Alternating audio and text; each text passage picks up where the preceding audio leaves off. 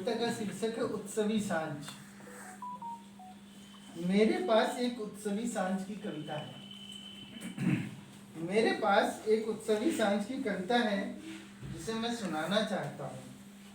कभी रात में दूर टिमटिमाते तारों को, कभी मंदिर की सीढ़ियों पर जगमगाते दीपों को, कभी प्रातः की सुंदर बेला में खिलते हुए फूलों को, कभी वृक्षों को, पर्वतों को, लहरों को, नदियों को, इसको उसको तो कभी तुमको, और कभी स्वयं को। मेरे पास उत्सवी सांझ की एक कविता है जिसे मैं सुनाना चाहता हूँ। कभी रात में दूर टिमटिमाते तारों को, कभी मंदिर की सीढ़ियों पर जगमगाते दीपों को, कभी प्रातः की सुंदर बेला में खिलते हुए फूलों को, कभी वृक्षों को, पर्वतों को, लहरों को, नदियों को, इसको उसको तो कभी तुमको, और कभी स्वयं को। पर जब भी मैं कविता के स्वरों को अपने कंठ में धारण करता हूँ, करने की अलग चेष्टा करता हूँ, तो पूरी की पूरी कविता सिमट जाती है एक पंक्ति में। तो पूरी की पूरी कविता सिमट जाती है एक पंक्ति में, और पंक्ति एक शब्द में, और शब्द एक अक्षर में, और अक्षर मौन में, और अक्षर मौन में। और हाँ, यह मौन ही तो, और हाँ, यह मौन ही तो उत्सवी सांझ की कविता है। मेरे पास आज भी उत्सवी सांझ की वह कविता है जिसे अब मैं सुनाना नहीं चाहता, पर सुनना अवश्य चाहता हूँ, एकांत संगीत के साथ, वह भी स्वयं से।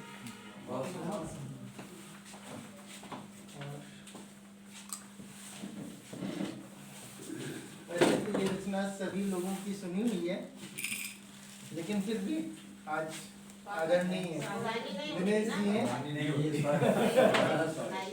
तो कविता का शीर्षक है दिव्य मंदिर।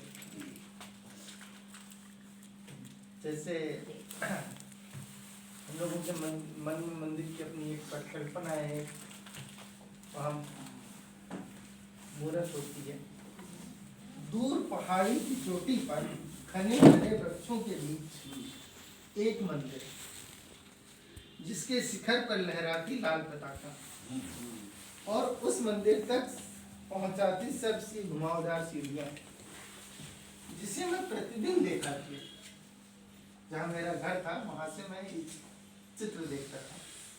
दूर पहाड़ी की चोटी पर घने हरे वृक्षों के बीच एक मंदिर, जिसके शिखर पर लहराती लाल पताका, और उस मंदिर तक पहुंचाती सबसे घुमावदार सीढ़ियां, जिसे मैं प्रतिदिन देखा किया, पर कभी उस तक नहीं। और हाँ, उस मंदिर की सीढ़ियों पर कभी कोई जाते या आते नहीं दिखा। क्यों? क्या मंदिर स्थापित है?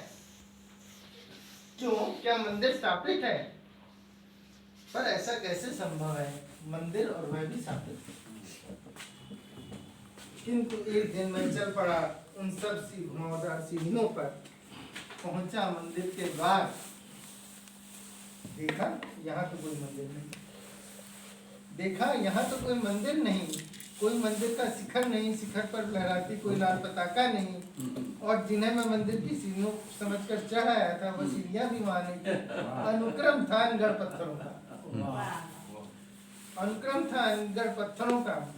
मैंने देखा हरियाले ऊंचे वृक्षों को, और उन वृक्षों के बीच एक खंडहर, जिसे मैं मंदिर पहुंचता, हरियाले ऊंचे वृक्षों को, और उन वृक्षों के बीच एक खंडहर को, और खंडहर से सटे एक वृक्ष पर लिपटा कहीं से उड़ाया एक लाल बस, जिसे मैं पताका समझा। नहीं, कोई मंदिर नहीं था वहां, पर वहां था नैवेद्य चढ़ाता आकाश, प्रार्थना में नत ऊंचे वृक्ष, जल अर्पित करते मेघ, भजन गाती हवाएं, ध्यानस्थ शिलाएं, और फूल पत्र चढ़ाती डालियां, आरती उतारती झरनों की रागनियां, और दर्शन के लिए प्रतीक्षारत स्वयं में। मैंने पाया संपूर्ण वातावरण एक दिव्य आलोक से आपूरित है। मैं अनमने मन से शिखर से उतरकर पहुंचा फिर उसी बिंदु पर जहां से चला था। फिर मुड़कर देखा उसी चोटी को और सोचा क्या क्या सचमुच वहां कोई मंदिर नहीं है।